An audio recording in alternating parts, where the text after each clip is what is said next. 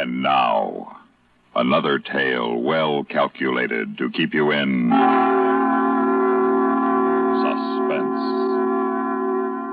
The story is Turnabout, written for Suspense by J. Bennett.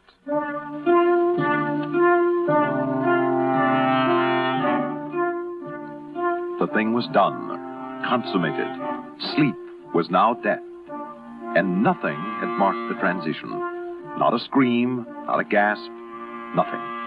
Nothing but the dull thud the gun butt had made when it came down once, twice, 3 times. And then Walter Carlton went out of the night-filled room as silently as he'd come in and went home. Oh, it's you, sir. Yes, Robert. Do you enjoy the concert, sir? Very much, Robert. Make me a cocktail like a good fellow. Bring me a magazine? Yes, Mr. Carlton. He sipped his cocktail and lazily turned the pages of Esquire. Stopped at a Hemingway story, read it, and liked it. Turned a few more pages, then looked up and said, Oh, Robert. Yes, Mr. Carlton? Pack my bags for me, will you? I'm going on a trip in the morning. Oh, you'll be away long, sir? That all depends, Robert. That all depends.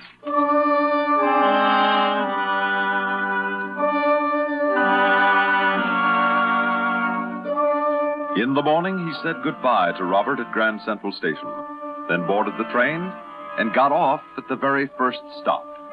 Went back to Grand Central Station, got into a phone booth and called up Martin Ross, the district attorney. It's good to hear from you, Walter. I've been rather busy, Martin.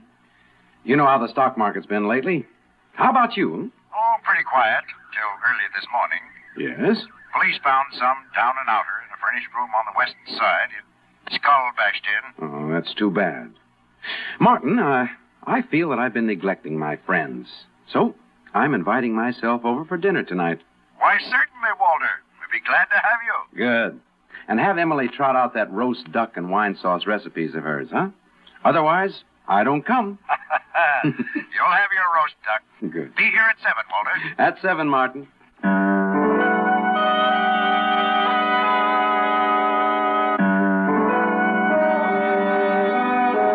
Oh, Walter, you certainly can spin yarns. Just look at Billy. His eyes are popping out. Now, Billy, it's time you went to bed, dear. But, Mother, just... Now, we let you stay up 2 extra hours, son. Oh, all right. Good night. Good night, Mr. Carlton. Oh, Billy, Yeah? why don't you call me Walter? Uncle Walter, I think it's time you did. Can I? Of course. God. Good night, Uncle Walter. Good night, Billy. Oh, this is ideal. Rustic seclusion and yet a mere 40 miles from the city. Ideal. Yes, it is. I've always wanted this sort of life.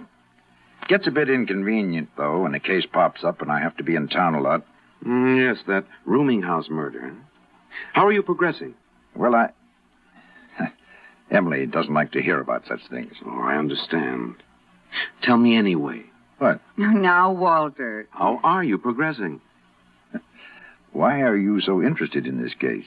Because I am the murderer. The murder... Oh, Walter. Walter, you're a card. What are you doing with that cat? Walter. That gun. Walter, where did you get a gun? Walter, what are you... Martin, wasn't this the way that Todd Blake was killed? Something blunt and hard brought down with force on the...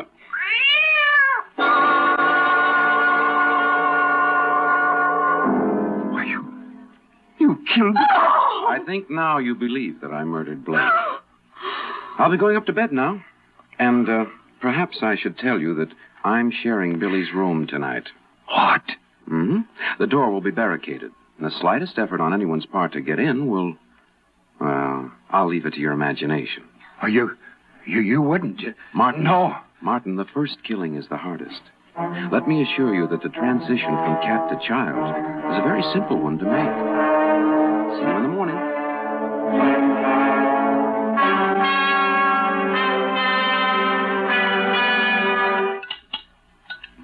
I can't eat, Martin. Oh, you've got to, Emily. He mustn't suspect. Here they come. Good morning, Martin. Emily? Good morning, Billy. Gee, but I'm hungry. Like a man-eating lion, huh, Billy?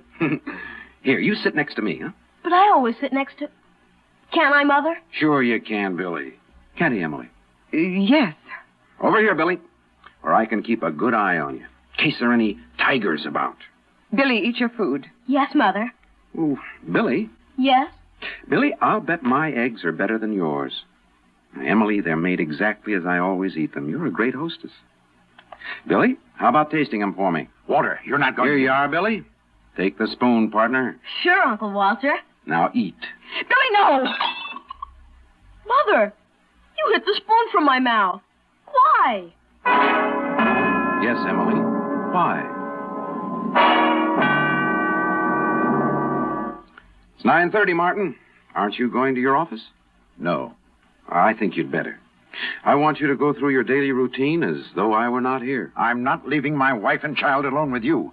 Do what you want with me, but I'm not going. Get into your coat, Martin. Emily or Billy will be in this house at all times. And the first bad move you make will be their last. How long do you think you can get away with this? Until justice is done. Justice. Until the murderer is brought to the bar of justice and made to pay the supreme penalty. What are you talking about anyway? You'll be enlightened in due time. Now, get to your office. And be sure you remember what I said about bad moves.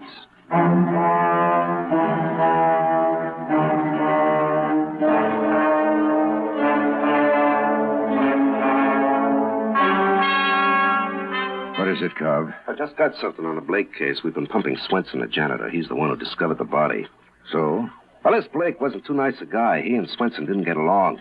Almost got into a fist fight one day, and then... Hey, you're not even listening to me. I'm listening. Well, Chief, I think you should hold Swenson for more questioning. Let him go. Now, Chief, let me spell this out for you. Swenson is the one who finds Blake dead. He says he went up to ask about the rent. Well, it's pretty convenient that rent day fell on that morning, isn't it? Yes, convenient. Yeah. Claims he knocked on the door, got no answer, so he takes out his pass key and goes in. Story smells too pat for me. He thought of everything. What'd you say? Oh, nothing. Let Swenson go. Oh, but, Chief, we ought... Oh, okay. You're the boss.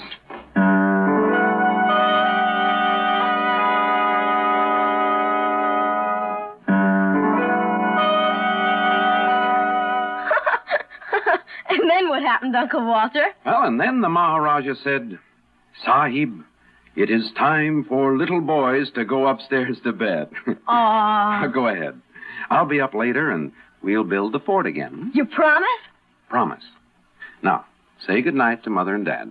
Good night, Mother. Good night, Billy. Good night, Dad. Good night. Martin, do you know that Emily hates me? Tell him, Emily. Why don't you let him alone? Walter, what happened? Emily thought she'd become brave. Tried to dash a cup of tea into my face, hoping that would give her a chance to grab my gun from my shoulder holster. Emily. Stop it, Walter. Unfortunately, I was too quick for her. I sent Billy out of the house on an errand and took the hot tea kettle, and that's why she's wearing a long-sleeve dress, Martin. What? Roll up your sleeve, Emily, and show him your arm. Oh, I'll kill you. I'll kill you. No, Martin. Emily, let me go. Emily. No, it's no use, Martin. It's no use, I tell you. I think you'd better listen to her. It really is no use.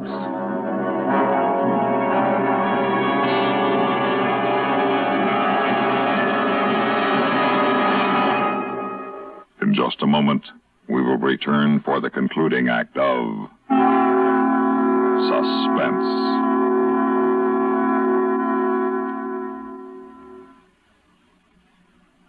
Welcome, recording star Mel Torme. It's terrible trying to sing with a bad cold. So I always take 4-way cold tablets to relieve cold miseries fast. Good idea. Tests of all the leading cold tablets proved 4-way fastest acting. 4-way starts in minutes to relieve muscular pains, headache, reduce fever, calm upset stomach, also overcomes irregularity. When you catch cold, try my way. Take 4-way cold tablets. The fast way to relieve cold distress and feel better quickly. 4-way, only 29 cents.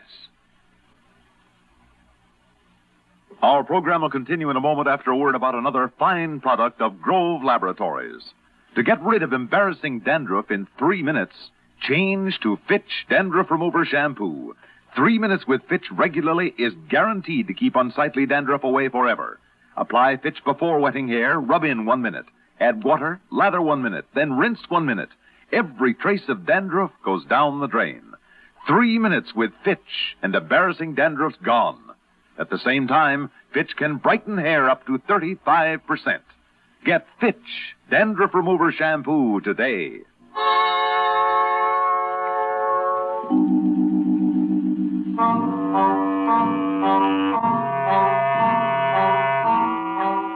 Martin, I'd like to speak to you. What do you want? You're disappointing me. What do you mean? By not bringing the murderer to justice, I'm getting impatient. You're the only murderer I can bring to justice. You're wrong. Swenson could be the man. Walter, I swear... It should be simple to steamroller a jury into a verdict.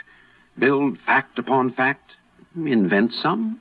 Should be simple for one so competent as you. Never. Never is a long time, Martin. Death is also a long time. I won't do it. Martin, listen to me.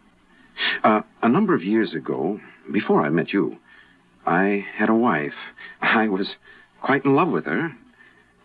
Todd Blake wrecked my marriage. He was never any good. I swore then and there that when the time was ripe, I'd kill him. You waited all these years? Waited and planned. Every little detail. I'm not sending an innocent man to the chair. Then I advise you to pick up that phone and inform the police that I'm the murderer. What? But when they get here, they'll find Emily, Billy, and probably you quite dead. Don't you see, you fool, that if I'm to go, then I'll go pulling the house down with me? This is District Attorney Ross speaking. Have John Swenson picked up and booked for the murder of Todd Blake.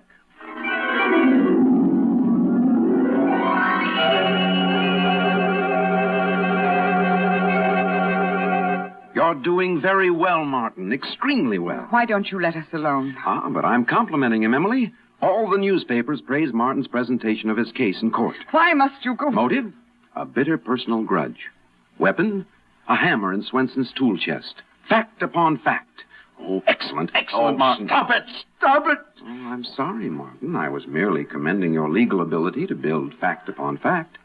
You know, there's a brilliant example of that in Dostoevsky's Crime and Punishment. Raskolnikov had a conscience. You're right. Therein, Dostoevsky's hero and I differ. Raskolnikov had a conscience, while I, the will to live. Therefore, John Swenson must die.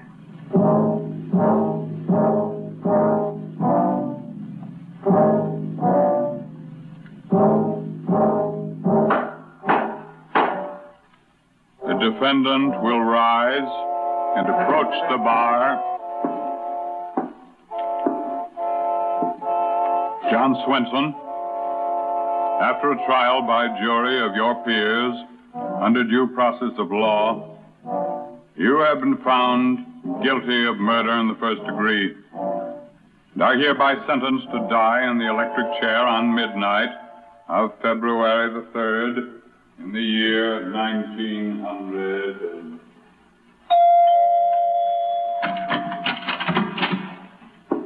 Hello, Martin.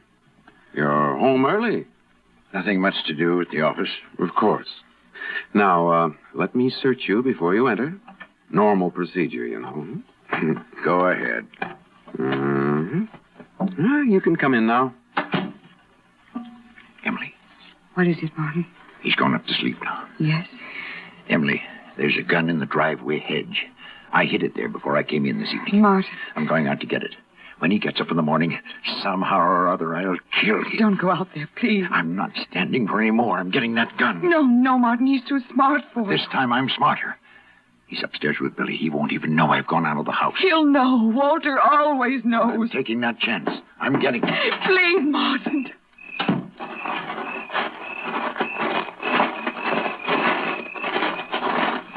Hello, Martin. Walter. Yes, Martin. Thought I'd come out for some air, so I opened the window quietly, not to disturb Billy's sleep, slid down the porch roof and into the garden. I think I did it better than Douglas Fairbanks ever did in the movies, don't you? You've got the gun. I have. You fool. I watch every move you make. From the instant you step out of your car till you're in the house. Every day I do it. Take off your shirt. Oh, why? Then I'll rip it off. Yeah, now I have something prepared for you. A piece of rubber hose. Exactly. It doesn't tear or bruise the skin, but will do an effective job. Oh! You're a fool. You want things this way? Good.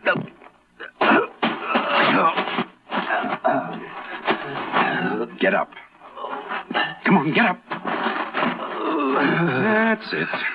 Now, get on to the house. Go ahead. You feel as though your back and ribs are broken. It's hard to breathe. Did it pay, you fool? In a few more days, I'll be out of your life for good. Now get into the house. Get in. Martin! Oh, Emily. Oh, my darling. Take him upstairs. Phone his office in the morning and tell them that the district attorney won't be in for a few days. He has a cold.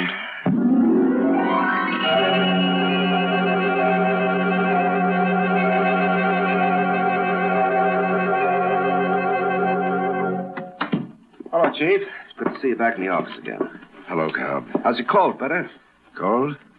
Oh, yes, it's better. You look all worn out. I'm all right. Is Swenson case getting you down? He gets the works tonight, you know. I said I'm all right. Oh, you can't fool me, Chief. Been with you long enough to know how you feel whenever you have to send somebody to the chair. You're too good a guy for this grind. I'm a good guy, eh, Cobb? None better. Oh, Swenson's mother's in town. What? Yeah, it seems she got wind of what's happening. She was up to visit Swenson. Yes? Been trying to see you, but I had the boys shoo her away. Nice little old lady, about 80 or so. Feel sorry for her. I don't want to see her. I don't want to. Sure, Chief, I understand. Oh, you understand nothing. You... Oh, I'm sorry, Cobb. My nerves are shot. I'm going home. Take it easy, fella, huh?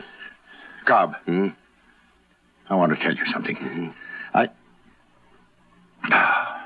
It's no use. Well? No, it's nothing, Cobb.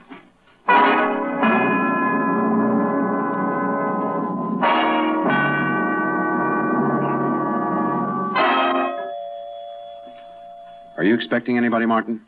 No. You, Emily? No. Answer it, Emily. Yes. And Emily, a few more hours and you'll be rid of me forever. Remember that. Yes. Tell me what the Maharaja said, Uncle Walter. Of course, Billy. Now, when the Maharaja started speaking, I took out my gun, as I'm doing now. Walter. Merely telling the child a story, Martin. A story which may have a tragic ending. So, Billy, the Maharaja said to me, Sahib, I have never seen such shooting in my born days. Why, that tiger was a full mile away from you, and yet... A mile? Yes, that's right, Billy. I was riding along on my elephant, Punda, when I saw, dim in the distance, the fierce form of the man-eating tiger. Gee. I unslung my rifle and started to adjust the sights when... Yes, Emily? It's Swenson's mother. What? What does she want, Emily? To speak to Martin. She won't go away. I won't talk with her. I don't want to see her. Of course you won't talk with her, Martin. The way you are tonight, your tongue's likely to go off like a half-cocked gun. She never saw you, so I'll substitute for you. I don't want to see her, I tell you. Relax, Martin. Just as soon as you know Swenson's beyond saving, you'll be yourself again. In time, you'll forget he ever lived. Where is she, Emily? In the living room. Come along. Uncle Walter, you didn't finish the story. I'll finish it, Billy. All right, Emily. Just let me look over your shoulder into the room. Mm-hmm. And now I'll holster my gun, and we'll go in. And Mr. Ross? Yes. I'll just close the door, Mrs. Swenson, so we won't be disturbed. This is Mrs. Ross. Now, what can I do for you, madam? Mr. Ross, isn't there something you would do for my son? No, nothing, Mrs. Swenson. But he's a good man. He did no wrong. Well, that he's good, I have no doubt at all, but he made a mistake.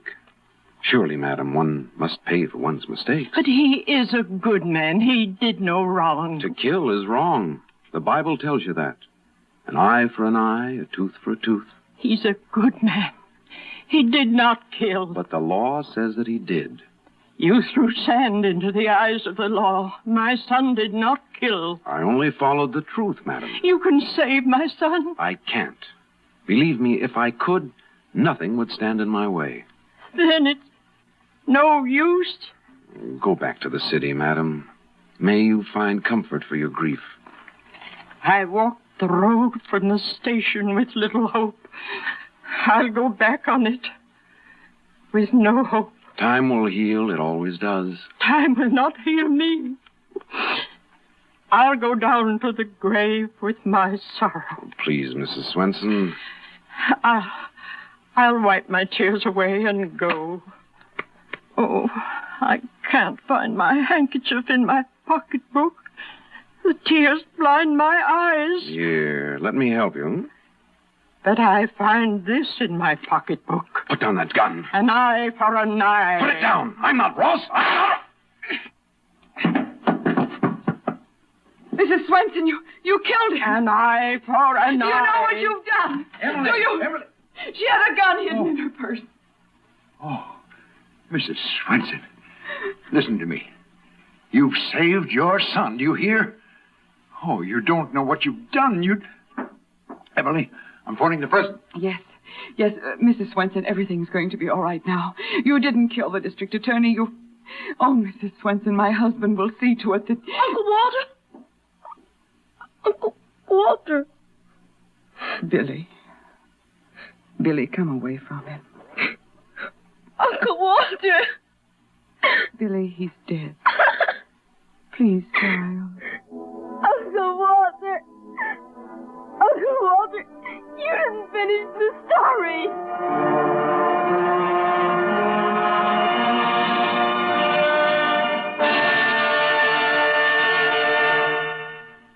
Suspense. You've been listening to Turnabout, written for Suspense by J. Bennett. In a moment, the names of our players and a word about next week's story of Suspense.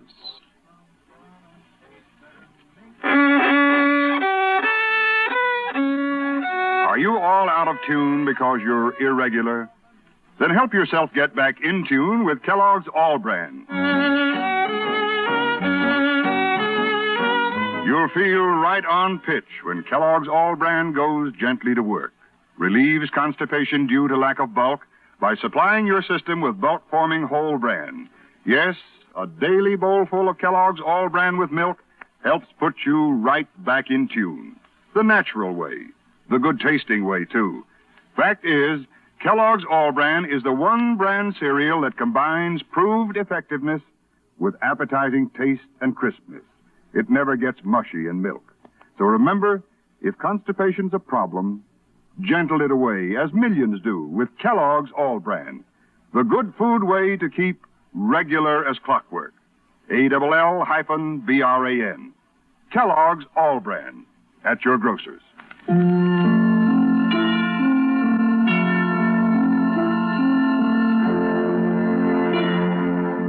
Heard in tonight's story were Leonard Stone as Walter Carlton, Melville Ruick as Martin Ross, and Ginger Jones as Emily Ross. Others heard in the cast were Peter Lacer, Larry Haynes, Catherine Emmett, Neil Fitzgerald, and Raymond Edward Johnson. Listen again next week when we return with End of the Road, written for Suspense by Alan Sloan from a story by Eleazar Lipsky. Another tale well calculated to keep you in suspense. On CBS Radio. Radio. Radio. Radio. Radio. Radio. Radio. Radio. Radio. Radio. Radio. Radio. Radio. Radio. Radio. Radio. Radio. And now, another tale well calculated to keep you in suspense. In just 1 minute, Sleep is for Children by Ralph Bell and Eugene Francis.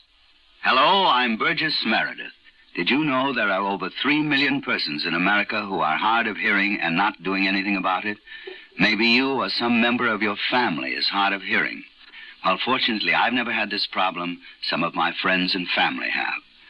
Now, a few years ago, your excuse might have been that you didn't want to wear a bulky hearing aid. But today, it's a different story. I've just seen the new Super 60 hearing glasses developed by Mako Electronics. If I hadn't known they were hearing glasses, I would have guessed them to be regular eyeglasses. It's a wonderful way for any hard of hearing person to conceal a hearing loss. There are styles for both men and women. For an interesting free booklet on hearing glasses for yourself or a friend, stop in at Mako or write to Hearing Glasses, CBS, 485 Madison Avenue, New York. Don't wait until your hearing gets worse. It may be too late. Send for your booklet today. Write CBS, 485 Madison Avenue, New York.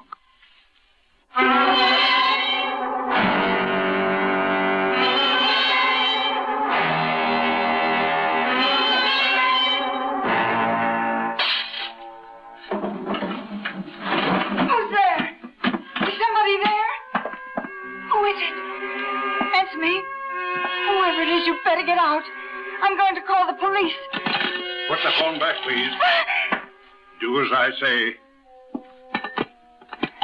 Mr. Beppler, what are you doing here this time of night? Well, I'm not here to deliver your egg. Get out of here. Get out of my house this instant, or I'm going to call the police. I'm afraid you won't get the chance. What are you going to do? What I did to the others? Others? You killed them. That's right. But why? Why me? Because you're all alone tonight, like they were. No, you don't. No! Please don't. Please.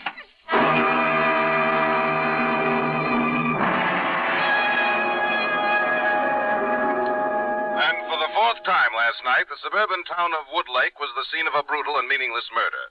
The latest victim was Mrs. Leland Worth, 34 years old, who was found strangled in her living room by police late last night.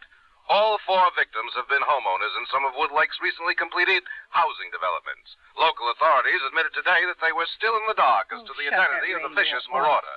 However, the search is Local authorities still in the dark. It's just terrible.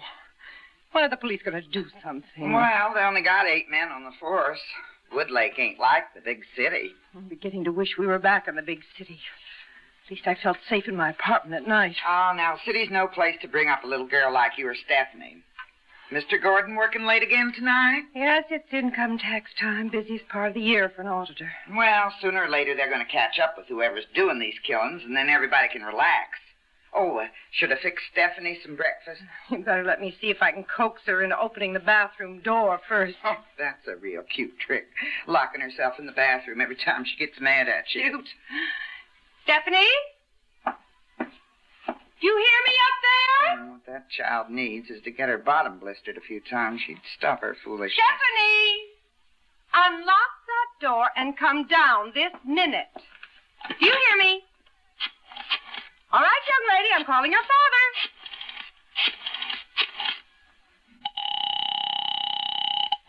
Hello? It's me, Walter. How do you feel? Exhausted, honey.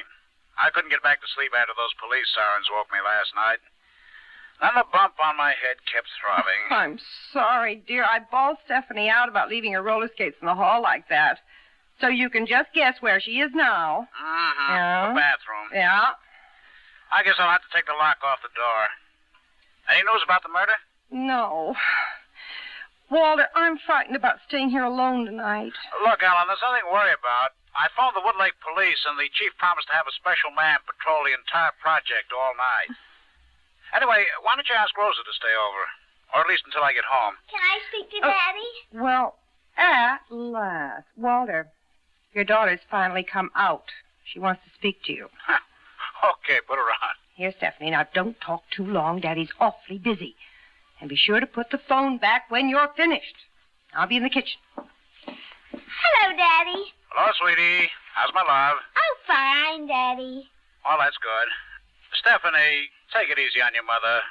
Locking yourself in the bathroom is not a nice thing to do. She yelled at me this morning. Well, you deserved it, honey. Daddy nearly broke his neck last night stepping on your roller skate. You bent the skate. Yeah. Well, I'm sorry, but... Oh, Daddy, somebody's at the door. Goodbye. Goodbye, Stephanie. Stephanie, hang up the phone, darling. Stephanie. I'll open it, Mommy. Oh, hello, Mr. Bepler. Your mama home? Uh-huh.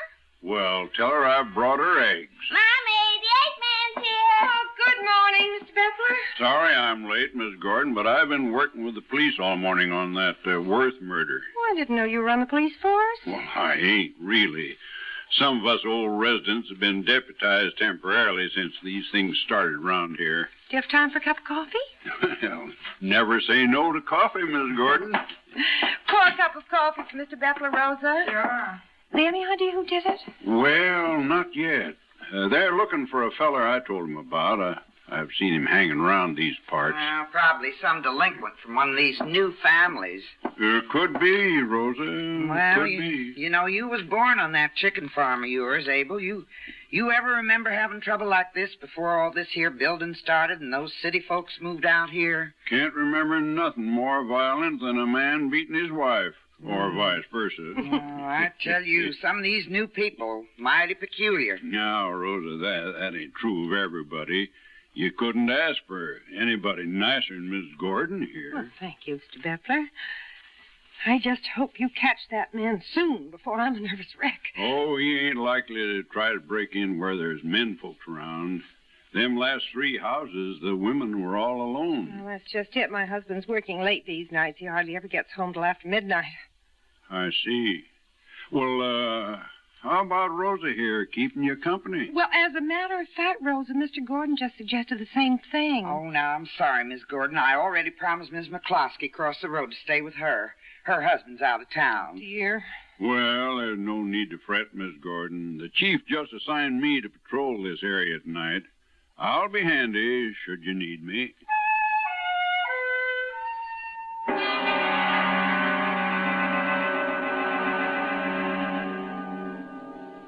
In just a moment, we will return for the second act of Suspense. Munch, munch, munch a bunch of Fritos, corn chips. It's not polite to smack your lips, but you can't help it with Fritos corn chips. Munch, munch, munch a bunch of Fritos, corn chips. Whenever you have a party or friends drop in, serve a bowl of crisp Fritos corn chips and watch your guests dig in. They're golden chips of corn just made to munch. Serve them plain or with your favorite dip. There's a special Fritos in a king-size style that's just right for dips. Munch, munch, munch a bunch of Fritos corn chips. You'll find Fritos corn chips taste just right whenever the occasion calls for good munching. They have such good, crisp flavor, such good-for-you nourishment. There's contentment in every munch. Get Fritos today. Fritos. Fritos corn chips. Munch, munch, munch a bunch of Fritos corn chips.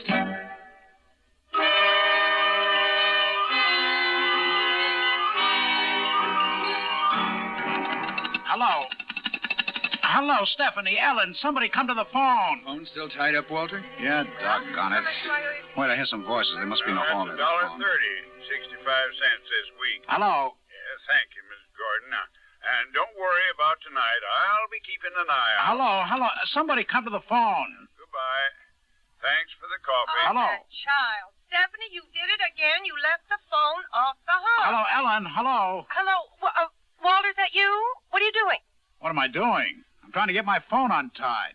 Stephanie didn't hang up. Well, why didn't you hang up? I did 5 minutes ago, but that doesn't disconnect us. It doesn't. I don't see why not. It's very simple, honey. The person who makes the call has to hang up. Otherwise, the phones remain connected. I can even hear you talking to someone. Oh, that was Mr. Bepler, delivers the eggs. He was telling me about the murder. Mrs. Worth was all alone in the house. All the people who've been killed were alone. I wish you'd come home early tonight, Walter. Rosa can't stay with me. Ellen, I promise you, I'll rush. I'll get there as soon as I can. Will you keep in touch with me? Sure, honey. I'll phone every hour, okay? All right, dear. Bye.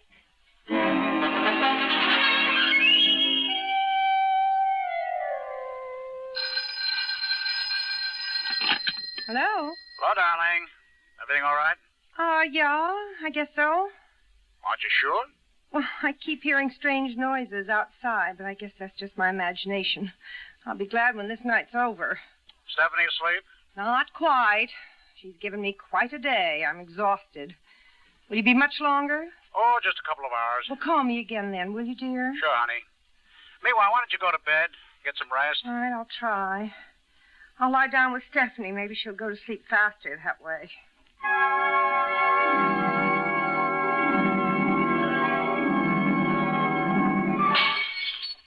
Mommy, you asleep? Mm-hmm. Mommy, What? I hear noises. What noises? I heard glass breaking. Oh, go to sleep, darling, please. I heard somebody walking outside. All right, now, Daddy will be home soon. See? Oh, who can that be? Yes, I'm coming. Who is it? It's me, Miss Gordon, Rosa. Oh. Rosa, come in. What are you doing here? Well, Miss McCloskey's husband come home, so I thought I'd come over to see if you still want me to stay with you. Oh, yes, I'd appreciate it very much. I found Stephanie's skates out on the porch. I figured I'd better bring them in before Mr. Gordon falls over them again. Thank you. Honestly, when will she ever learn? Kids are all the same, I guess. I'll put them someplace out of the way. Oh, you mind if I fix some coffee? No, go right ahead. By the way, Rosa, you didn't see anybody near the house. No. Why? Well, Stephanie thought she heard something outside. Oh, might have been me coming up the driveway. Yeah. She's still awake? I've never seen anyone resist sleep so. I better go up to her. Well, now, just you relax. I'm here, so there's nothing to worry about. Ah, thank you, Rosa. Mommy! Stephanie, I want you to get back into your bed this instant. Was that Rosa? Yes. Now, come on. Climb in. Cover up. You tuck me. All right. There. Now, good night. Good night. Mommy. What? I'm hungry. Well, that's just too bad. Oh, could I just have a glass of milk and a cookie? No, it's too late. But I'm hungry. You won't starve. Now go to sleep. Rosa, you all right? Mommy! Hush. Rosa? Is anything wrong? Stephanie, you stay here. I'll be right back.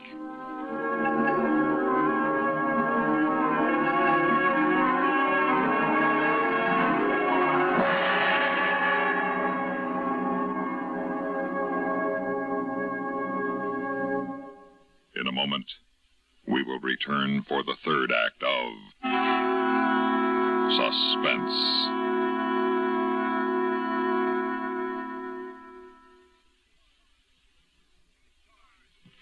Meet star Stuart Irwin. Nothing's worse for an actor than a nasty cold. To feel better quickly, I take wonderful 4-way cold tablets, the fast way to relieve cold distress. Right. Tests of all the leading cold tablets proved 4-way fastest acting. 4-way starts in minutes to relieve muscular pains, headache, reduce fever, calm upset stomach, also overcomes irregularity. Take my advice. For your next cold, take 4-way cold tablets, the fast way to relieve those cold miseries. 4-way, only 29 cents. Our program will continue in a moment after a word about another fine product of Grove Laboratories. Does dandruff dull your hair, leave scalp itchy? Get Fitch Dandruff Remover Shampoo and get rid of unsightly dandruff in 3 minutes. 3 minutes with Fitch regularly is guaranteed to keep embarrassing dandruff away forever. Apply Fitch before wetting hair. Rub in 1 minute. Add water, lather 1 minute, rinse 1 minute. Every trace of dandruff goes down the drain. 3 minutes with Fitch, unsightly dandruff's gone. Fitch can also leave your hair up to 35% brighter. Fitch Dandruff Remover Shampoo.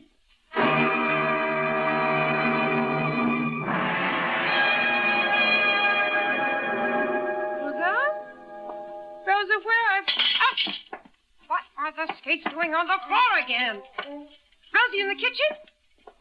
Rosa! Rosa, what happened? Don't stay here. He's in the house. I'll get help, Rosa. Mommy! Mommy, where are you? Stephanie, don't come in here. Stephanie?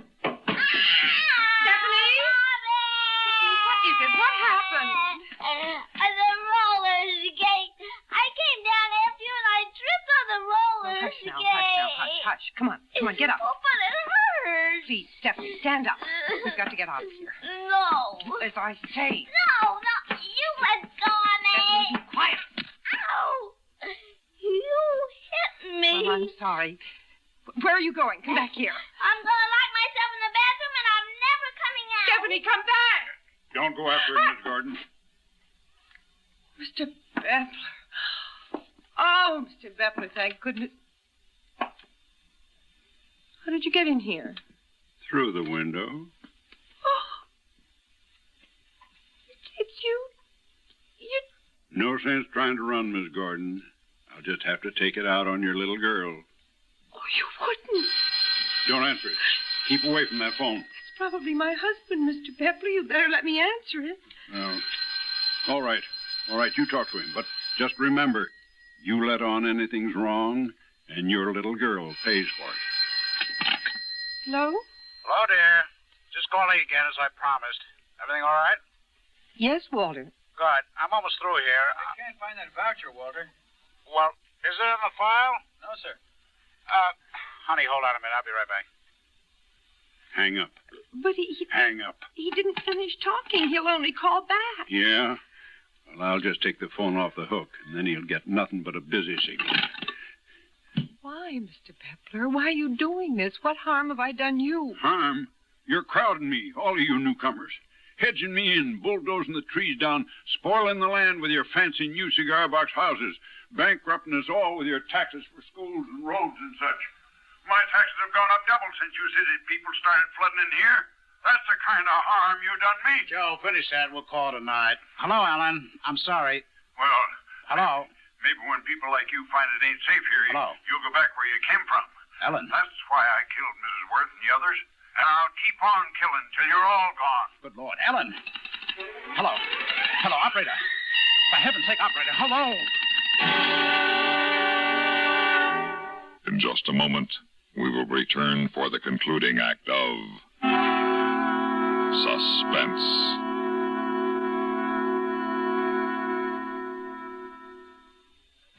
Thirsty people everywhere prefer ice-cold Pepsi-Cola. And because it's light, it refreshes without filling. Charlie, be sociable. I am, Kay. Pepsi is a favorite of thirsty people from Maine to Hawaii, from Alaska to Florida. Charlie. It's perfect for parties or picnics, so serve Pepsi to your guests. That's helpful, but... This is the sociable part. Keep plenty of Pepsi ice cold and ready. Remember, it goes fast because everybody likes Pepsi. Singing still sounds more inviting. May I? Be sociable, look smart, keep up to date with Pepsi. Drink light, refreshing Pepsi. Stay young and fair and debonair. Be sociable, have a Pepsi. But singing doesn't say, pick up an extra carton of Pepsi today. Better yet, get a case. You do that.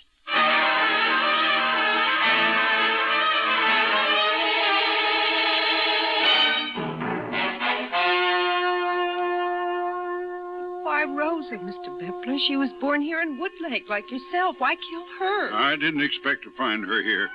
She saw me and she'd have told. Now, there's no use you're backing away. Where are you going to run? Please, Mr. Bepler. See, you nearly tripped over that skate. I'll just put it out on the porch where it belongs. Sure, and start hollering for help. Come here. Let go. Let go! Mr. Bepler? Got to get away from here. Stephanie? Stephanie, where are you? Answer me, where are you? Oh, Stephanie, come out of the bathroom quickly. Stephanie, unlock the door. Hurry. No. Please. You slapped me. Stephanie, there is no time to explain. Now open the door before it's too late. No, I'm going to stay in here all night. Please, Stephanie, please. I didn't do anything, and you hit me. Stephanie, I am sorry, and I'll never punish you again, darling. Just unlock the door. You promise? Yes, I promise. Now hurry, we've got to get away from here. You ain't going nowhere. Stephanie, don't turn the lock. Don't come out. Stay in there. It won't do her no good. Who the devil? Gordon, police. Police! I'm getting out of here. Hey, there he goes. Through that window. Stop where you are. Halt! Mrs. Gordon? Mrs. Gordon? I'm up here. Oh, you all right, Mrs. Gordon? Yes, officer. Your husband called us, and we got here as soon as we could. He heard you and Beppler over the phone. But he took the phone off so there'd be a busy signal. That's where Beppler made a mistake. The connection isn't broken until the calling party hangs up. Oh, your little girl all right? Yes, officer. Mommy. It's all right, dear. You can come out now. I can't turn the lock. It's stuck. I've locked in. Oh, no. Oh, no. Oh, no.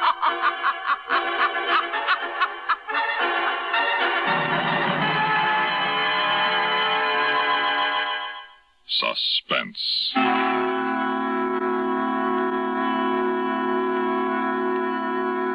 You've been listening to Sleep is for Children, a story written for Suspense by Ralph Bell and Eugene Francis. In a moment, the names of our players and a word about next week's story of Suspense.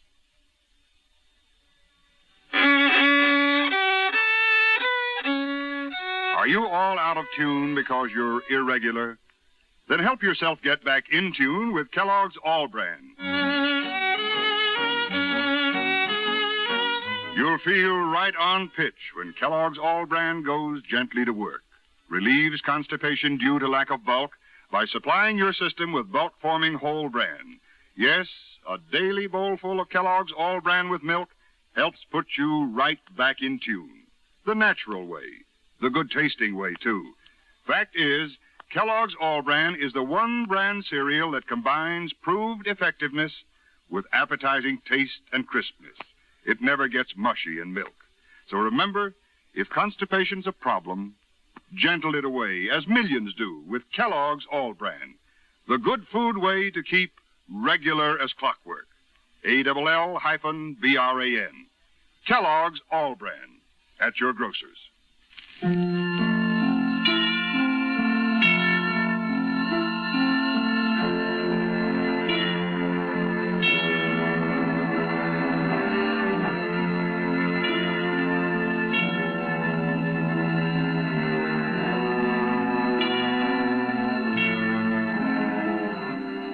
Heard in tonight's story were Elspeth Eric as Ellen Gordon, Ralph Bell as Walter Gordon, Bill Adams as Mr. Beppler, and Betty Gard as Rosa.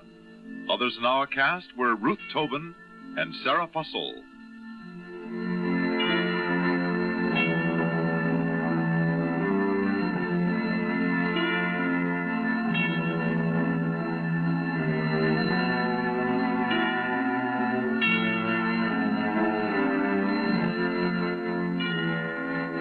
Listen again next week when we return with The Revolution by Peter Fernandez. Another tale well calculated to keep you in suspense. Be sure to tune in next week and every week to Suspense on CBS Radio. Deal. Deal. Deal. Deal. Deal. Deal. Deal. Deal.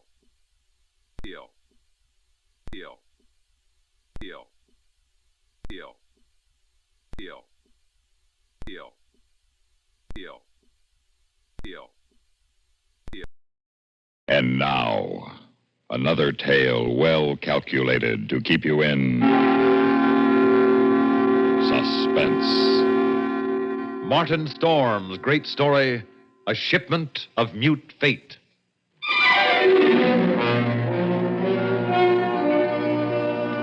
I stopped on the wharf at La Guaira, and I looked up the gangplank toward the liner Chancay, standing there quietly at her moorings. The day was warm under a bright Venezuelan sun, and the harbor beyond the ship lay drowsy and silent. But all at once, in the midst of those peaceful surroundings, a cold chill gripped me, and I shivered with sudden dread of the thing I was about to do. But too much had happened to turn back now. I'd gone too far to stop. I set the box down on the edge of the wharf, placed it carefully so as to be in plain sight and within gunshot of the captain's bridge. Then I turned and started up the gangplank. I knew what I was going to do, but I couldn't forget that a certain pair of beady eyes were watching every move I made. Eyes that never blinked and never closed, just watched and waited. And Oh, excuse me, sir. I didn't see... Well, it's Mr. Warner. Well, hello, Mother Willis, and how's the best-looking stewardess on the Seven Seas? Well, I'm fine, Mr. Warner. It's nice seeing you again. Wait a minute. That's a fine greeting after 2 months. Well, I have a great deal to do aboard. I don't believe a word of it. Sailing day's tomorrow.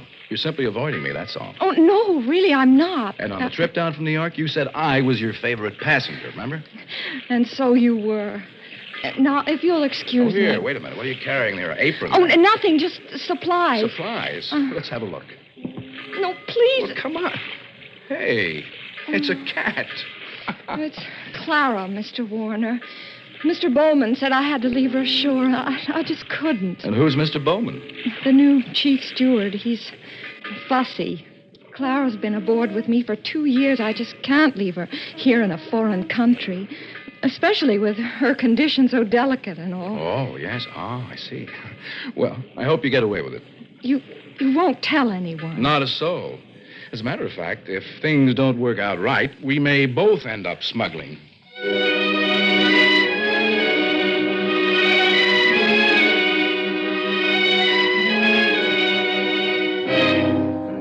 I was most happy to have you aboard on the trip down 2 months ago, Christopher, and I'm very glad you're coming along with us on the run back to New York. Well, thanks, Captain Wood. There is one thing, though. I'm having a little trouble with the customs men here, and I wondered if you could... I can't do it, Christopher. I just cabled your father this morning, told him I'd have done it for you if I possibly could, and he sent a request from New York, you know. Yes, I thought he would. I wired him from upriver last week. I hated to refuse, but it's absolutely out of the question. Captain Wood, I'm afraid I don't follow you.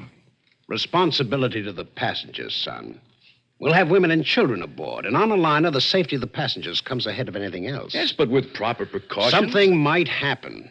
I don't know what, but something might. You've carried worse things. There isn't anything worse. And any skipper afloat will bear me out.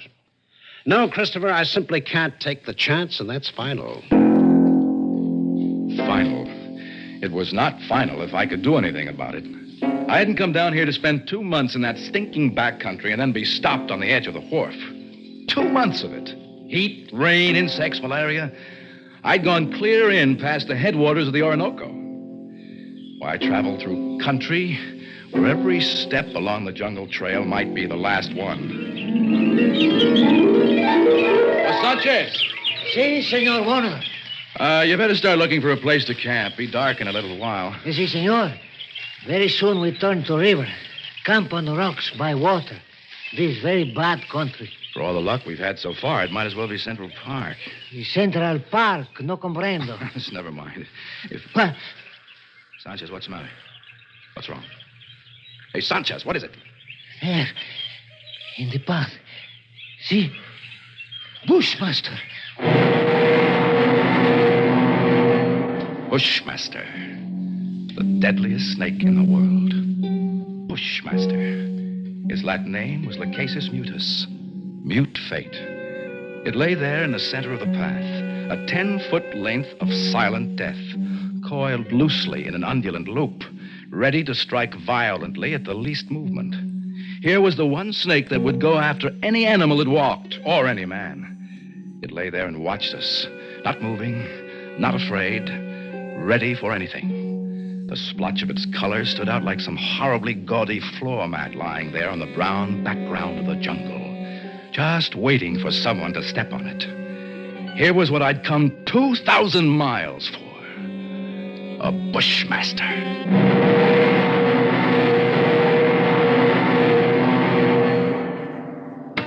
Good morning, Captain Wood. The man at the hotel said you wanted to see me? That's right, Christopher. Sit down. Thank you. Seems you weren't willing to let matters stand the way we left them yesterday. Oh. Well, look, Captain, I'm sorry to go over your head, but I just had to. The museum sent me all the way down here for it. I'm not going to be stopped by red tape. Why, this will be the only live Bushmaster ever brought to the United States. If I had my way... Well, orders are orders. I got a cable from the head office this morning. All right, suppose we talk about precautions. I'll handle it any way you say. It's got to have a stronger box. That crate's too flimsy. Well, it's stronger than it looks, and that wire screen on top would hold the Wildcat. But anyway, I bought a heavy sea chest this morning, and we'll put the crate inside of that, Well, that sounds all right. You got a lock on it? Heavy padlock. It's fixed so the lid can be propped open a crack without unlocking it. Snake's got to have some air. But in dirty weather, that lid stays shut. I'll take no chances. All right, Captain. We'll keep the thing in my cabin. Can't have it in the baggage room. And nobody on board's to know about it. Whatever you say, Captain, but we won't have any trouble. After all, it's only a snake. It doesn't have any magical powers. I saw a Bushmaster in the zoo at Caracas once. Had it in a glass cage with double walls. It'd never move, just lay there, look at you as long as you were in sight. Gave a man the creeps. I didn't know they had a Bushmaster at the Caracas Zoo. They don't now. They found the glass broken one morning and the snake gone. The night watchman was dead. They never found out what happened. Oh. Well, the watchman must have broken the glass by accident. The way they figured it, the glass was broken from the inside. We sail in 4 hours.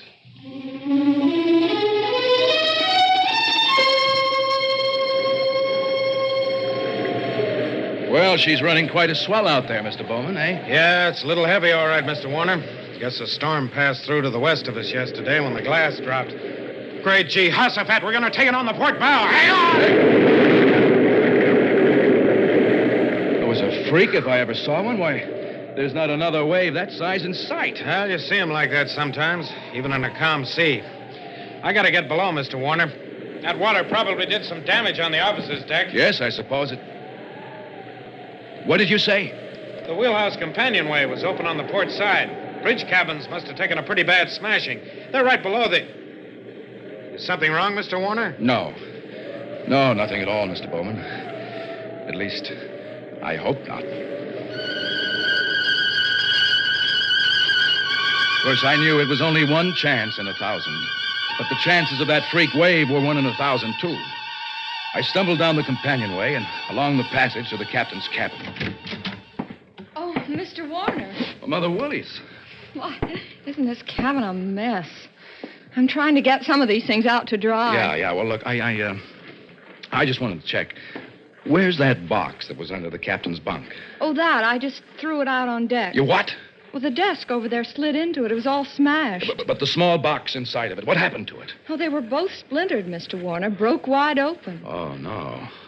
Well, Mr. Warner, you're white as a sheet. Mother Willis, will you go find Captain Wood and tell him to come down here immediately? Well, I've got a great deal to do. Please, go get him at once. Very well. I suppose I can finish up here later. I pulled open the top drawer of the bureau beside me, and I took out the captain's flashlight. I worked around the room, throwing the light into the dark corners, back of the desk, under the bunk. And wherever I turned, I could feel those cold, unblinking eyes at my back, just watching and waiting. I pushed open the closet door, threw the light inside. Carefully, I poked at the boxes and junk on the floor. But the snake was not in the closet. Inch by inch, I covered the entire cabin. And only then, a horrible realization began to dawn on me. Oh, Captain Wood. Mother Willis just told me. Well, Christopher, so it's happened. Yes, that's right. It's happened. Well, we better start searching the cabin here. Captain Wood, I just finished searching it. Women and kids, and that thing loose on board. 1,000 places for it to hide. God help us, Christopher.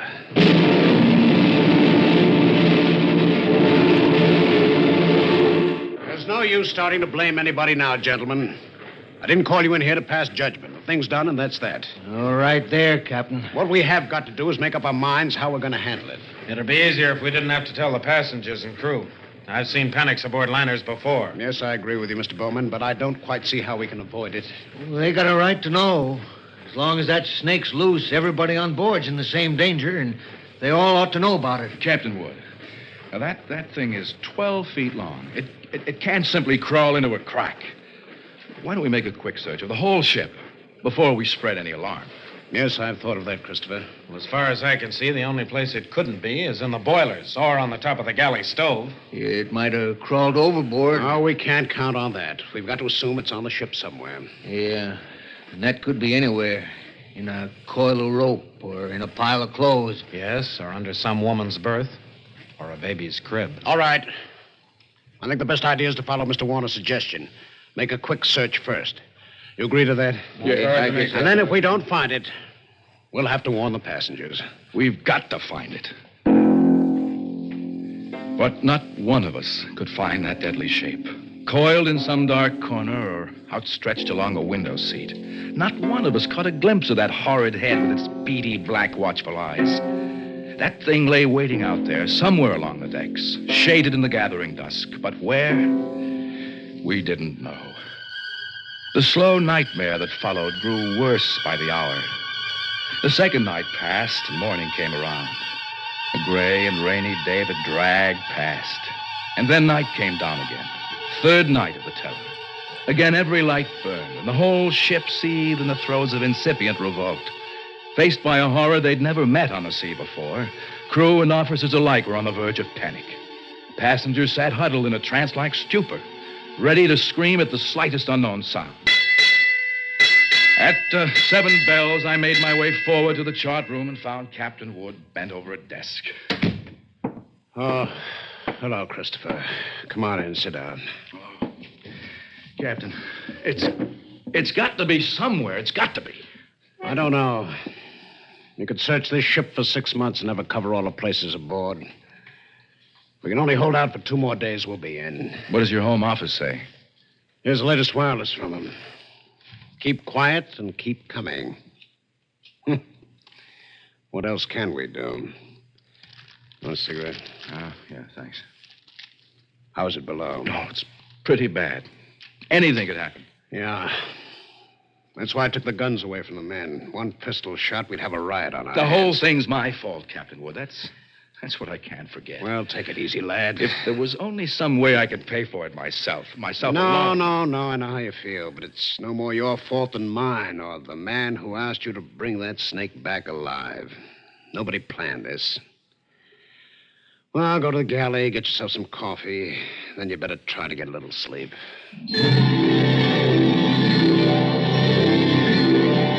The light was on in the steward's galley, and the coffee pot was standing on the stove. It was still warm, so I didn't even bother to heat it. I poured out a cup, carried it over, set it on the porcelain tabletop in the center of the room. I started to light a cigarette. The door of the pan cupboard beneath the sink was standing slightly ajar, and I happened to glance toward it. I dropped the cigarette and moved slowly backward. I'd found the Bushmaster. As I moved, the snake slid out of the cupboard in a single sinuous slide and drew back into a loose coil on the galley floor, never taking his eyes off me. I moved slowly back, waiting any moment for that deadly, slithering strike. 10 million years of evolution to produce this moment. Homo sapiens versus Lachesis mutus. A man against mute fate. And all the odds were on fate. I knew then I was going to die.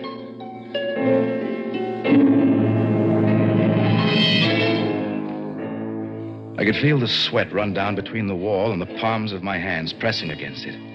My skin crawled and twitched, and the pit of my stomach was as cold as ice. There was no sound but the rush of blood in my ears.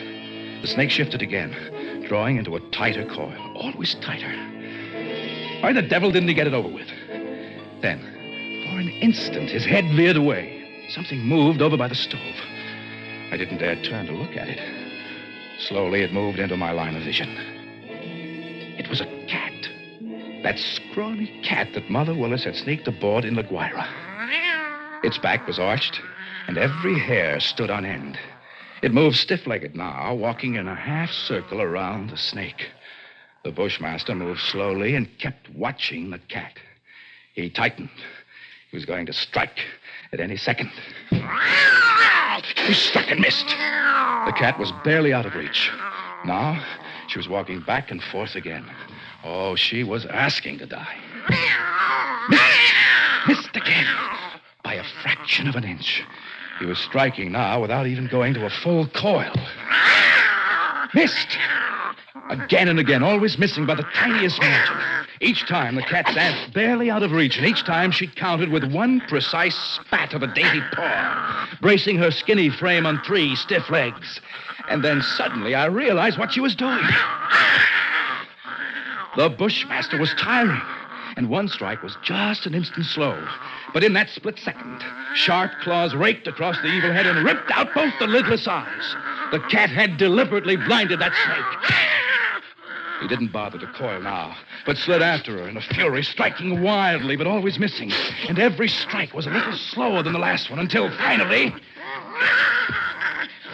as the snake's neck stretched out at the end of a strike, the cat made one leap and sank her razor-sharp teeth just back of the ugly head. Sank them until they crunched bone. With tooth and claw, she clung as the monstrous snake flailed and lashed on the floor, striving to get those hideous coils around her, trying to break her hold, to shake off that slow and certain paralyzing death that gradually crept over him. And, at last, stilled his struggles forever. Oh, I took a deep breath. The first in minutes. The cat lay on her side on the floor, panting, resting from the fight just over. Oh, she had a right to rest. That brave, beautiful alley cat had just saved my life, and maybe others as well. But as I turned toward the stove, I suddenly became very humble, and I knew all at once what a small thing a human being really is. I and others aboard were still alive only by the merest accident. You see, there were 3 reasons why that cat had fought and killed the world's deadliest snake. And those 3 reasons came tottering out from under the stove on shaky little legs. 3 kittens with their eyes bright with wonder and their tails stiff as pokers. And up on the decks, hundreds of passengers were waiting for the news that terror was ended. Well, they could wait a little longer. I pulled open the doors of the cabinet, found a can of milk and a saucer. Then I dropped down on my knees.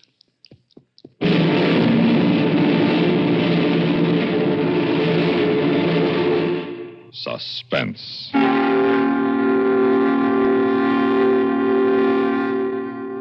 You've been listening to A Shipment of Mute Fate, written for Suspense by Martin Storm.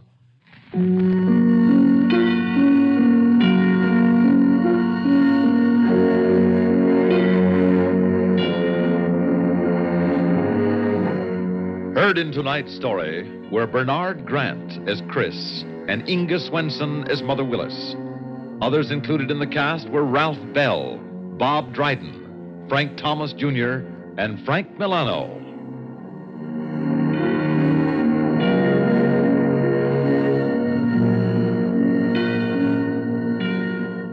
Listen again next week when we return with 2 Horse Parley by Walter Black, another tale well calculated to keep you in suspense.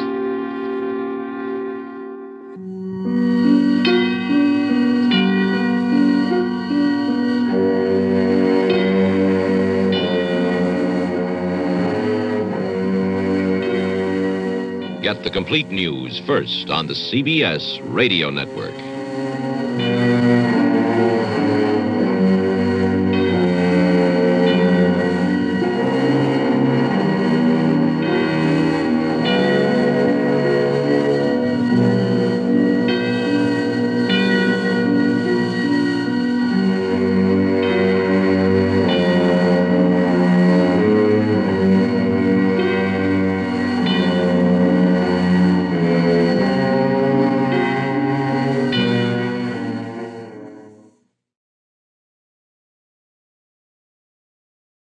Who was the first to conquer space? It's incontrovertible that the first to conquer living space is the Castro convertible. Who conquers space with fine design, who saves you money all the time, who stops in the convertible line. Castro convertible. If you'd like furniture that combines beauty, comfort, and utility at an amazingly low price, then the place for you to go is Castro. At Castro, Route 9, a half mile south of the Latham Circle, you'll see the world's largest and most beautiful display of convertible furniture.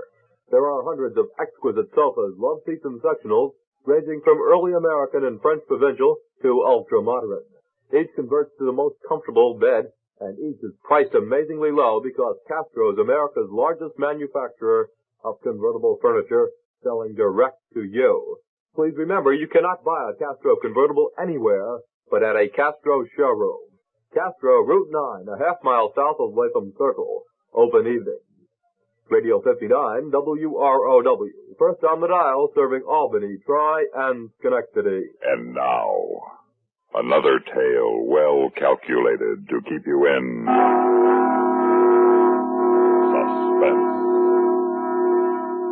In medieval times, in order to tell a tale of unmitigated horror and suspense, troubadours had to tell of the doing of witches, of werewolves and ghosts. But today, all that's changed. With the coming of science, nobody believes in werewolves anymore. And beside our electronic computers and nuclear energy, the shades of ghosts pale and fade. The setting of tonight's story is here. The time is now. And the most important member of the cast is you. Remember that. Remember that, then, as we listen to Tonight at 5:55 by George Bamber.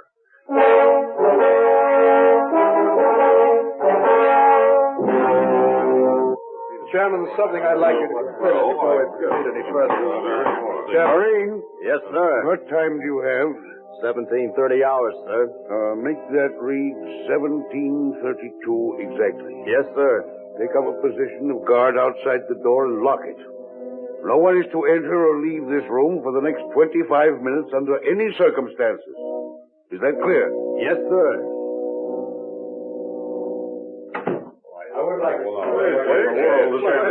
Silence, gentlemen. Quiet, please. Quiet. We have a very urgent matter before the committee. One which we must make a recommendation on as quickly as possible. I have in my hand an official communique that just came over the wire 5 minutes ago. In effect, it is an ultimatum. They have given us 30 minutes to surrender or be destroyed. What? This is it, gentlemen. What are you talking We about? either surrender or die. This is the showdown. According to this cable, either we agree to throw ourselves open for occupation, or they promise to unleash a barrage of intercontinental missiles such as the world has never seen. As it stands now, we have less than 21 minutes and 30 seconds in which to decide what to recommend to the executive. Our time runs out at 5:55. I don't believe it. There it is. Read it for yourself. Let me see that. Yes, it's true. I still don't believe it. Gentlemen, this is of essence. Time. We must decide what we're going to do and do it quickly. Have our forces been alerted? Yes. The executive office issued a top priority alert as soon as the wire came in.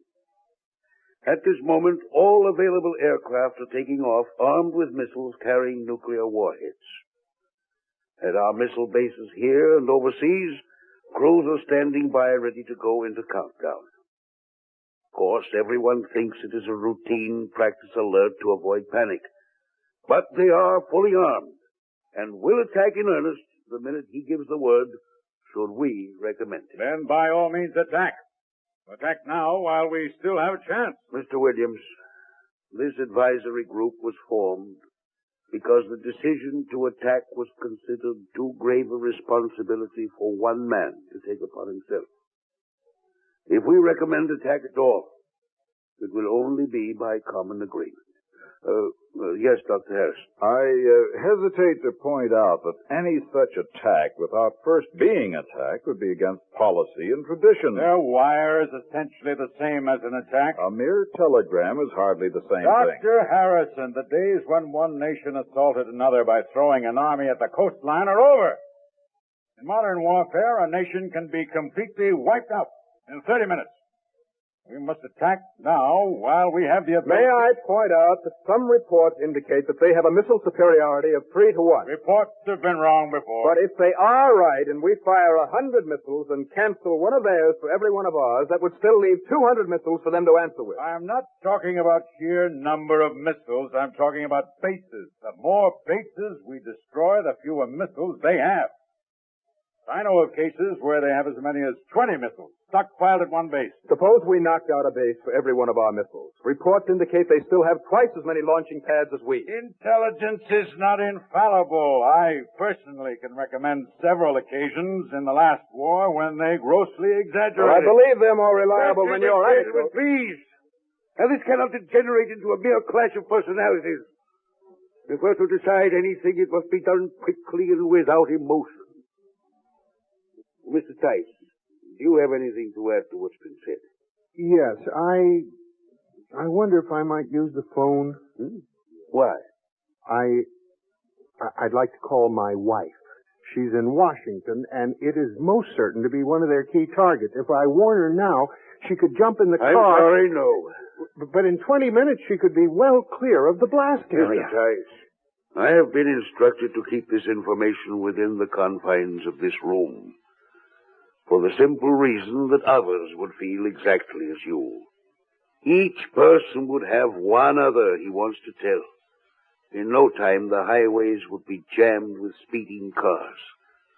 And in the panic to escape, the traffic fatalities alone would be incalculable. But this is my If wife. it would make you feel any better, Mr. Tice, I could have had my own family in a plane headed for another continent. But I resisted that temptation. We're all in this together. Aren't you going to tell the people?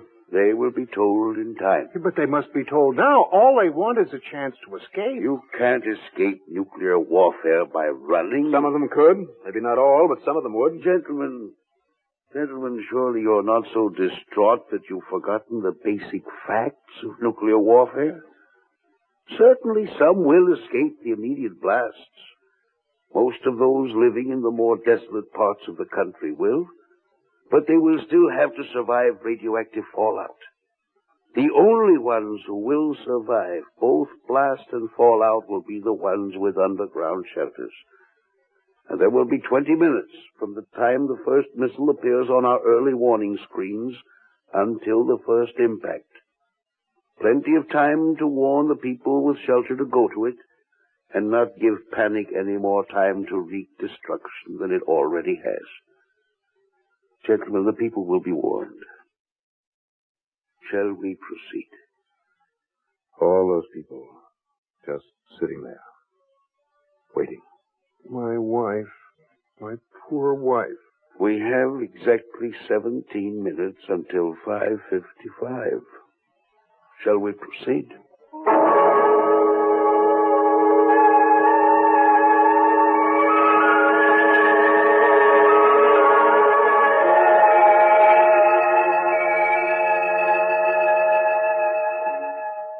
In just a moment, we will return for the second act of Suspense.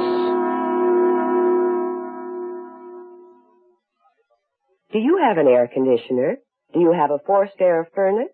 If you do, you need to change filters regularly, twice a year at least. When you change, get new Fram Permachem-treated air filters. New Fram, F-R-A-M, Permachem-treated air filters. A revolutionary new development of the world's leading filter manufacturer, these new Fram air filters trap and hold more dirt, dust, pollens, and other airborne irritants than ordinary filters.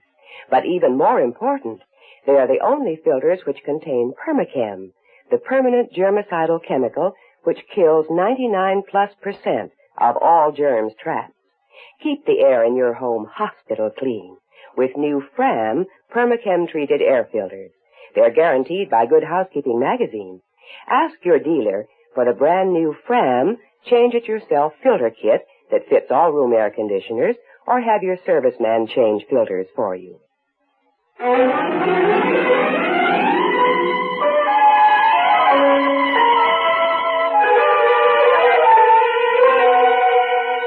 I still say attack now while they don't expect it.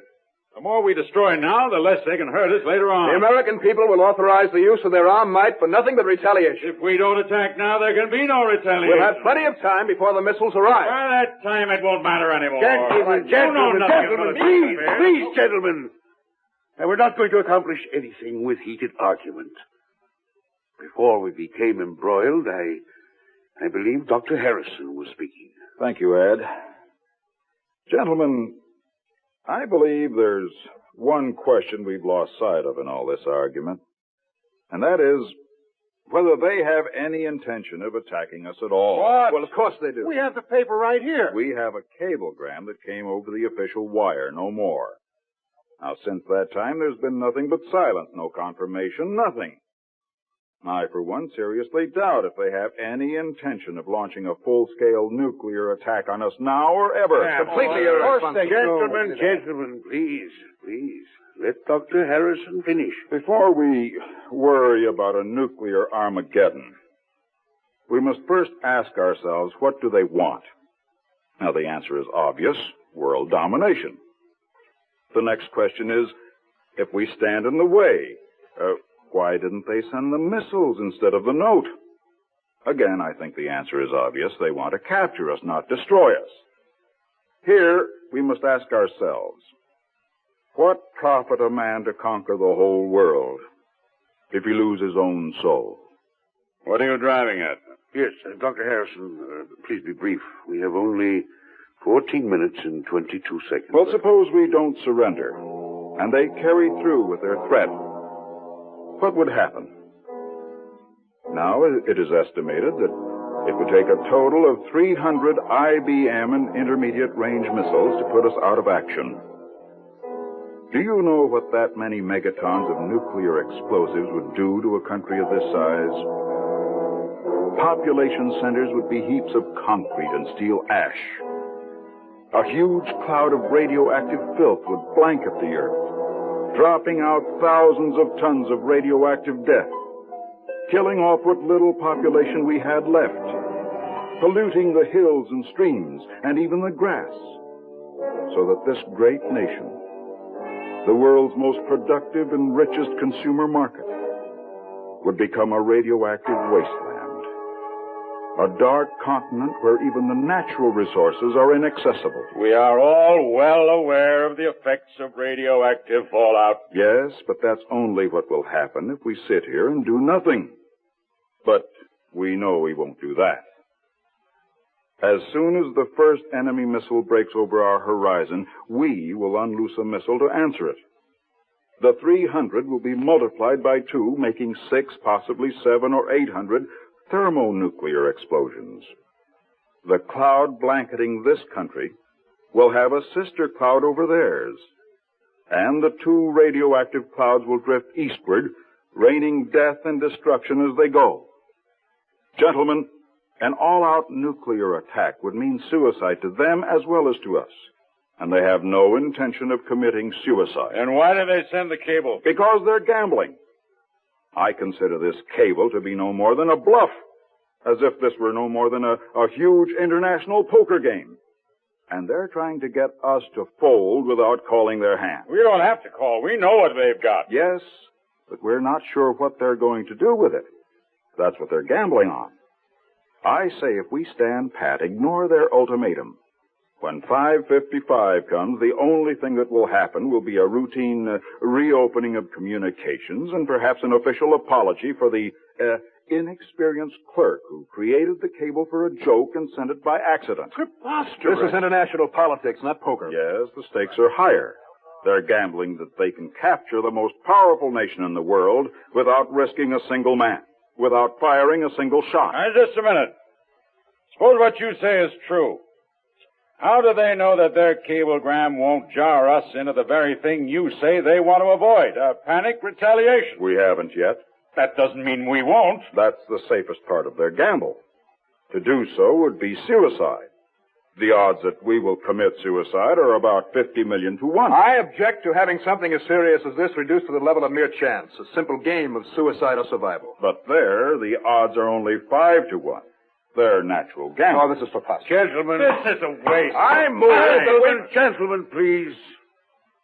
Now, whether you agree or not with Dr. Harrison's theories concerning their motivation in sending this cable, I think you must agree with one thing, his estimate of what we will do in the present circumstance. To order a nuclear attack before we are sure we are under attack would not only be out of keeping with American tradition, it would be suicidal. The moment the first missile breaks above our horizons, we will have no recourse but to answer that attack. But until that moment comes, we can only watch and wait and be prepared. If there's no further objection, I will phone the executive office of our recommendation. Yes, sir? This is Advisory 1. Put me through to command at once. Yes, sir.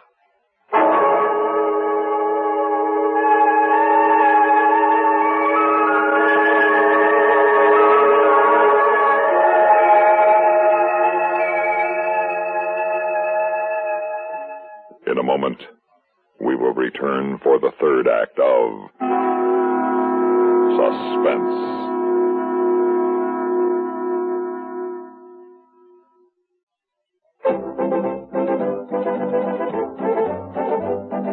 Winston tastes good like a cigarette should. Winston tastes good like a cigarette should. Winston gives you real flavor, full, rich tobacco flavor. Winston's easy drawing too. The flavor comes right through to you. Winston tastes good like a cigarette should. A modern filter? Sure, Winston has it. But that's only the beginning of a Winston. Up front, up where it really counts, Winston packs exclusive filter blend. Light, flavorful tobaccos, specially selected and specially processed for filter smoking. Filter blend. That's why it's fun to smoke Winston, America's best-selling filter cigarette. Winston tastes good like a cigarette should.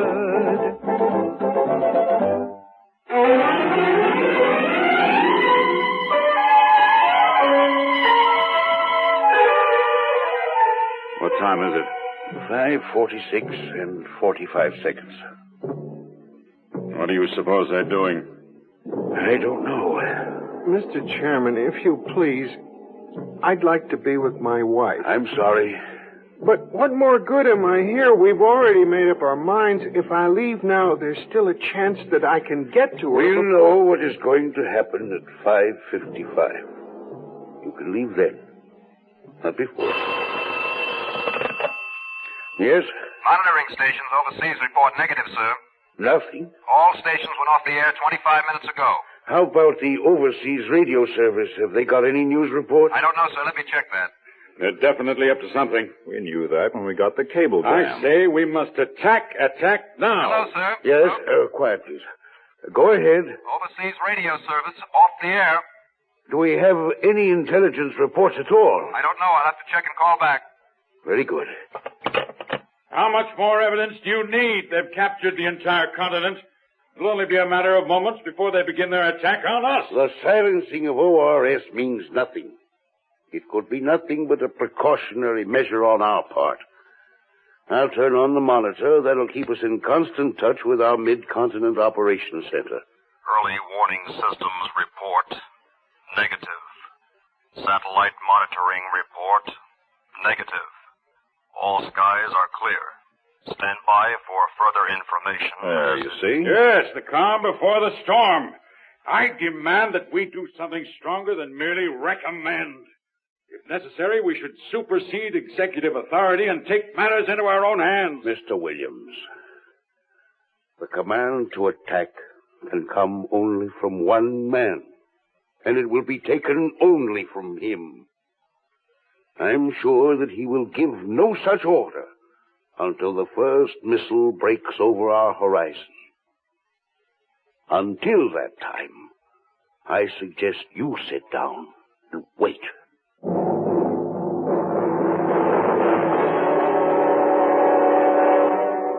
In just a moment, we will return for the concluding act of Suspense.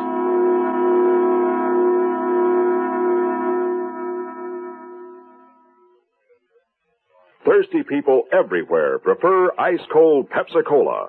And because it's light, it refreshes without filling. Charlie, be sociable. I am, Kay. Pepsi is a favorite of thirsty people from Maine to Hawaii, from Alaska to Florida. Charlie. It's perfect for parties or picnics, so serve Pepsi to your guests. That's helpful, but... This is the sociable part. Keep plenty of Pepsi ice-cold and ready. Remember, it goes fast because everybody likes Pepsi. Singing still sounds more inviting. May I? Be sociable, look smart, keep up to date with Pepsi. Drink light, refreshing Pepsi. Stay young and fair and debonair. Be sociable, have a Pepsi. But singing doesn't say, pick up an extra carton of Pepsi today. Better yet, get a case. You do that.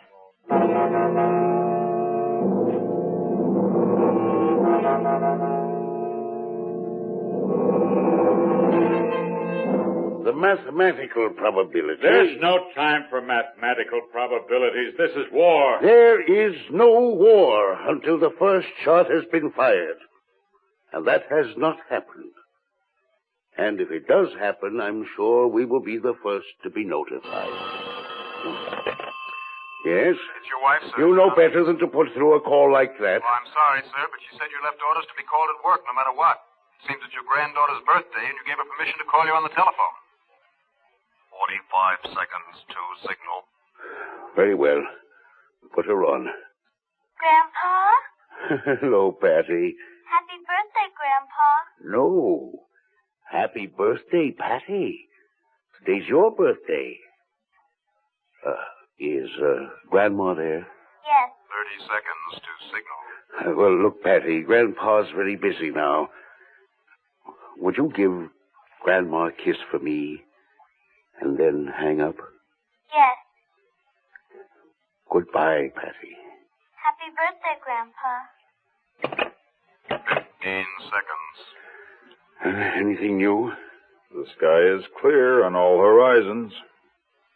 Well, all we can do now is watch and wait. And hope. 10 seconds to 0. At the signal, it will be 5:55 exactly. 6, 5, 4, 3, 2.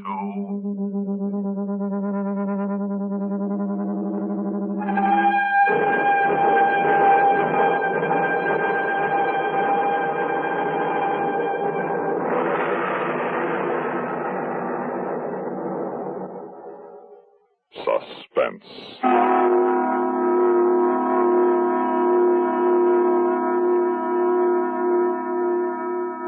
You have been listening to Tonight at 5:55, written for Suspense by George Bamber.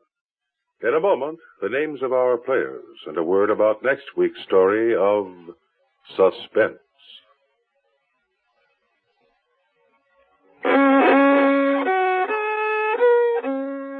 Are you all out of tune because you're irregular? Then help yourself get back in tune with Kellogg's All Brand. You'll feel right on pitch when Kellogg's All Brand goes gently to work. Relieves constipation due to lack of bulk by supplying your system with bulk-forming whole bran. Yes, a daily bowlful of Kellogg's All Bran with milk helps put you right back in tune. The natural way. The good-tasting way, too. Fact is, Kellogg's All-Bran is the one brand cereal that combines proved effectiveness with appetizing taste and crispness. It never gets mushy in milk. So remember, if constipation's a problem, gentle it away, as millions do, with Kellogg's All-Bran. The good food way to keep regular as clockwork. ALL-BRAN. Kellogg's All-Bran. At your grocer's.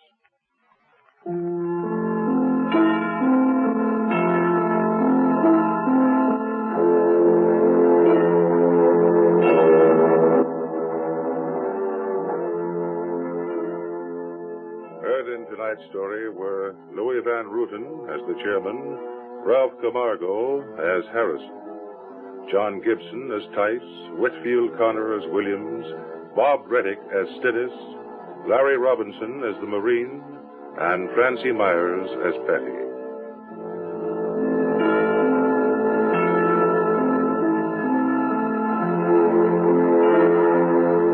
Listen again next week when we return with One More Shot by William N. Robeson. Another tale well calculated to keep you in suspense. The latest news follows, then Have Gun Will Travel on CBS Radio.